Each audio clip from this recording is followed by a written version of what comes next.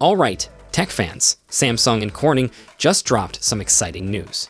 The upcoming Galaxy S25 Edge is getting a serious upgrade in screen protection. It's going to be the first phone to feature Corning's new Gorilla Glass Ceramic 2 on the front. Yeah, you heard that right, ceramic. So, what's the deal with Gorilla Glass Ceramic 2? Well, it's a next-gen glass ceramic hybrid designed to be super durable while still keeping your phone slim and sleek. Samsung is clearly going for that premium feel without compromising on toughness, and this new material helps make that happen.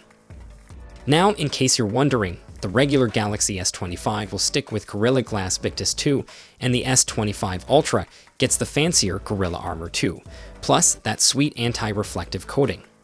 As for the back of the S25 Edge, still rocking the Victus 2.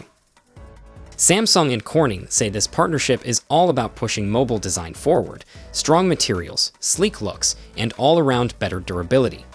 The new Ceramic 2 glass isn't just stronger, it's got crystals baked right into its glass matrix. That means it's better at handling drops and deflecting cracks, while still looking crystal clear. Corning's also throwing in their ion exchange process, basically a techie way of saying, we made the glass tougher without making it thicker. According to Samsung's Kwanjin Ba, the S25 Edge will be the slimmest Galaxy S phone yet, and building something this thin and strong required some real engineering teamwork between the two companies.